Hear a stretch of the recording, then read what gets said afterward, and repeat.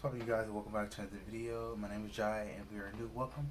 We are back with WANSEE Entertainment compilation of May 2020. This is going to be the last part since it's only about 20 minutes of it. So sit back, relax, get your snacks, all that great stuff, snuggle up, get your cuddle buddy, get all of that. So let's do it. I realize that my best friend doesn't exist anymore. It all started one summer afternoon in August. My best friend Mike invited me to his house. Mike was the type of kid you'd call a nerd.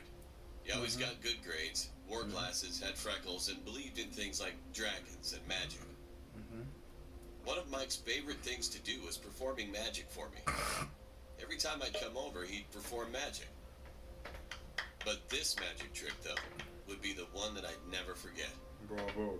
When I got to Mike's house, he said, "I have a new magic trick to show you, and it's the best one." He grabbed my hand and we went into the living room where he had a large box in front of his family photo. Uh-oh. It was all four of his family members in that picture: Mike, Josh, and his mom and dad. The box was about his size so we could fit in it, and his older brother Josh was standing next to it. So I sat down on a couch and Mike started introducing the name of his magic trick. It was called the Vanishing. Josh opened the door to the large box where nothing was inside, and Mike walked in. After Josh closed the door again, he then said some weird words and then yelled, "Poof!" Josh slowly opened the box, and Mike was no longer in it.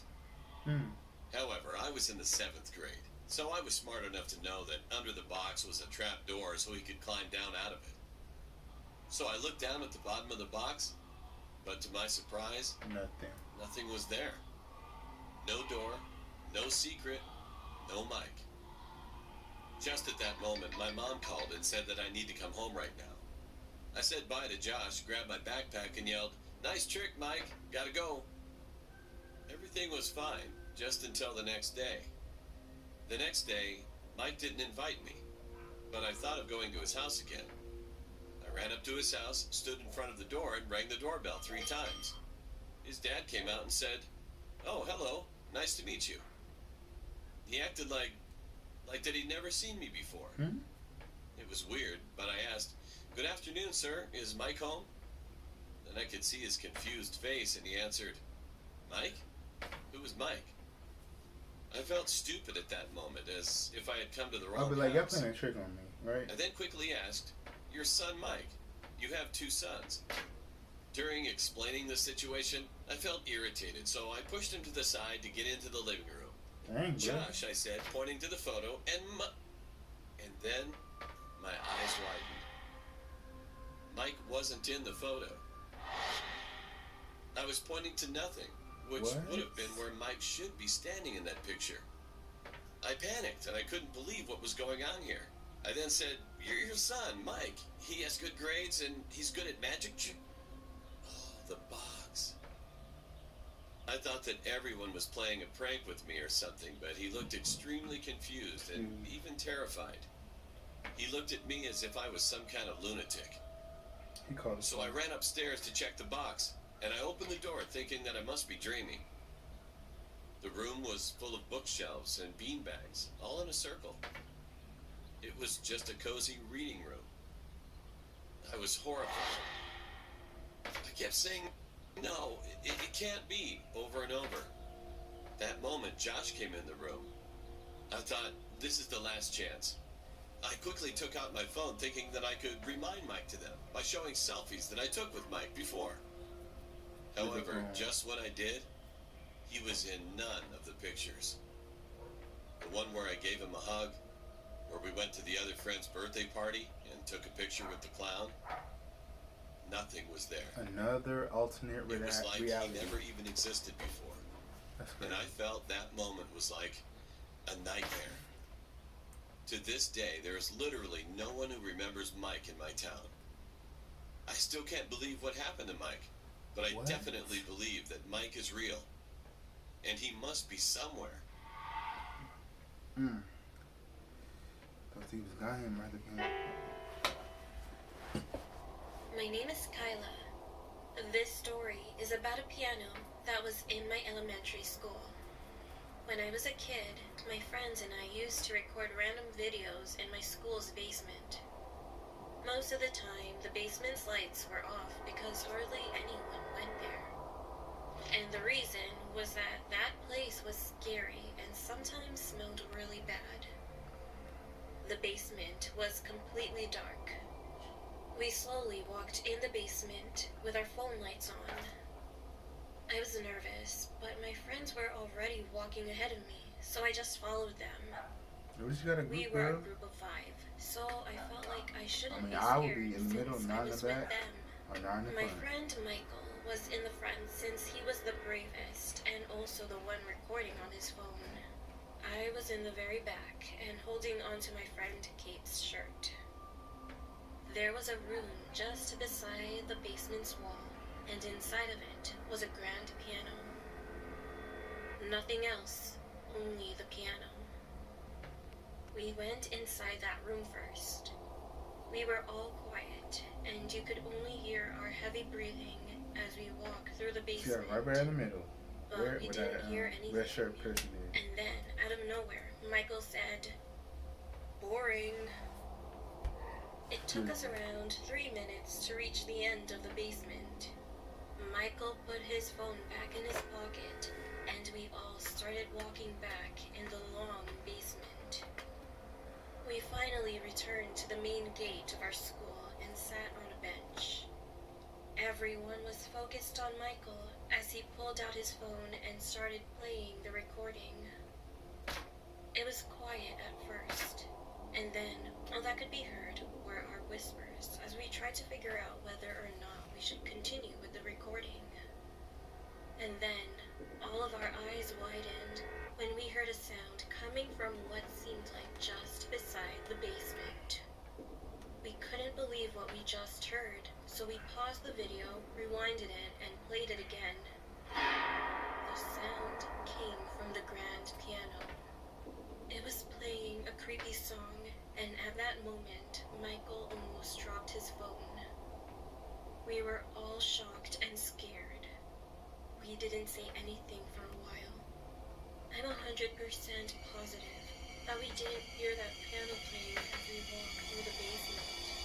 It was definitely quiet, and the scariest thing was that the piano was still playing when Michael said, "Boring."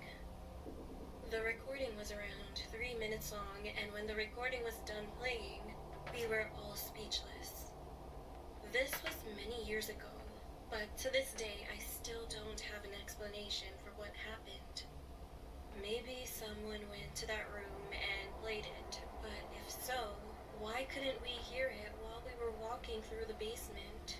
We also didn't see anyone else down there. And why did we only hear it when we played the recording? I am still confused about that incident. I can't believe what this stranger. This happened in the middle of last year. At that time, I was at home with my boyfriend Dan watching TV. Dan was deeply concentrated on what the TV screen was showing, so I was about to start making a romantic atmosphere. But then I heard a knock at the door. I got pretty pissed off as it interrupted, but got up anyway and opened the door.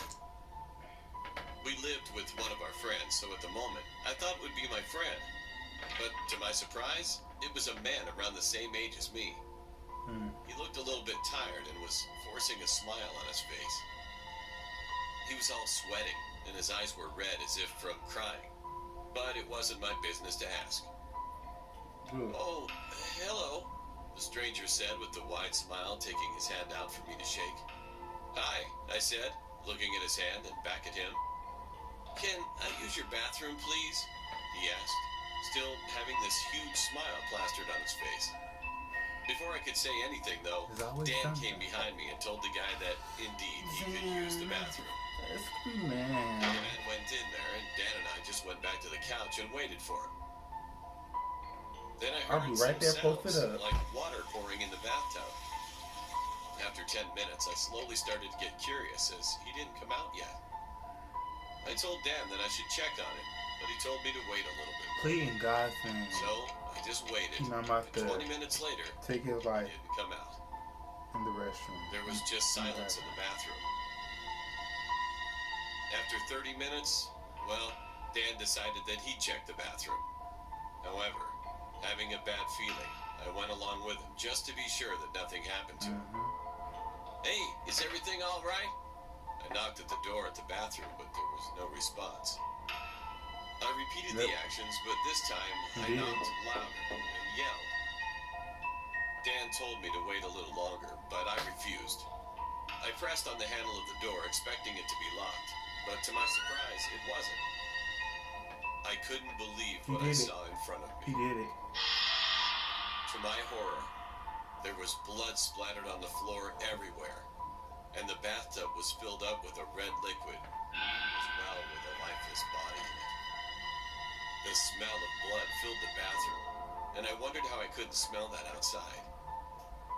I told Dan to call 911 while I went over to the body to check his pulse. But when I got closer to it, I noticed that a razor blade was shoved deep in his neck. He was just dead. After half an hour, the 911 arrived with the cops. They took his body and we had to give our report to the cops. I knew it was something. To this day, I became more paranoid about a stranger. Especially, I'm positive that letting a stranger use your bathroom is not safe and just nonsense. So, don't let the stranger come in. Ever. That was true Abazee Island Horror Story. I know it was something. This happened to me last summer. My best friend and I went to Ibiza for a week. Once we checked into our hotel on the first day, we threw our bags in our room and drove our rented car to the nearest supermarket. On our way there, we talked about the hotel, which was located in the very old suburban part of the city. It was really dirty. It just had an overall weird vibe to it. My friend was really bummed out about it, but we agreed that it wasn't going to ruin our excitement for this trip. Later that night, around 3 a.m., after coming back from a club to the area where we stayed, we couldn't find our hotel. We were completely drunk and probably walked around the streets in circles. My friend laughed a lot, stopped, and then pointed at a tall garden fence. Through it, we saw the hotel building. It was right behind the garden, so without putting much thought into it, we tried to climb over the fence. My friend managed to succeed, but I fell and hurt my right leg quite a bit. He helped me up, and we stood in the middle of a bunch of green bushes. "What the?" my friend murmured all of a sudden. I looked up, and there were a bunch of tombstones. We were standing right between two walls, and at the end of the walls there was a small chapel. The door was wide open, and from a distance, we could see that it was full of lit-up candles. I was about to ask my friend why the lights were on, but that drunk idiot suddenly started to laugh and walked toward the chapel with big, awkward steps. Due to my injured leg, I couldn't really catch up with him. I almost felt like puking, so I looked down for a moment, and when I looked up again, he was standing inside the chapel. I took a few more steps and stopped as I saw his face look completely gray. "What's wrong?" I asked, but he gave me no response. Suddenly, he raised his hand and signaled that I should back off and be quiet. He leaned his face a bit forward, as if he was trying to see something in the room. At that point, I was really scared, so I just took as many steps back as I could while still looking at him. Then, I heard something. The sound of footsteps, maybe 4 or 5 people, was directly in front of me. He immediately turned around and started to sprint as fast as he possibly could while yelling, "Run! Run! Go!" I could hear the footsteps getting closer and closer. And whoever was chasing me was yelling some words in Latin. My friend caught up to me just as I was about to climb the fence. He helped me out and gave me a push forward. The footsteps were still right behind us. However, when we hit the ground on the other side of the fence and looked back between the bars, into the green bushes. There was no one to be seen, no one to be heard. As frightened as we were, we glanced in every direction, looking for them, but there was nothing. We then got back on our feet and eventually went back to the hotel. Our legs were shivering. My friend entered the lobby first, and as I was just about to enter too, I looked back at the street we just came from and saw 5 figures standing in the darkness. They wore long black clothes and all stared directly at me. That was cold. That was cold. I Definitely got cold. scared, so I immediately got in and went up to my room. Our hotel room was located on the 5th floor, so I looked down the window into the streets, but I couldn't see any of the figures. I remained Boy. extremely paranoid during the rest of our stay, but we never encountered anything similar. Even to this day, we haven't talked about the incident. Pray to God on the knees right now. Ooh. Join us. You will deserve it. This happened. Join us. So yeah, I'm gonna stop right there because I know that I said this is gonna be the last part, but my phone's getting hot. I'm not trying to risk it. So I'll be back with part 3. So till next time, you guys, it's your life. Do what you want and do positively. Peace.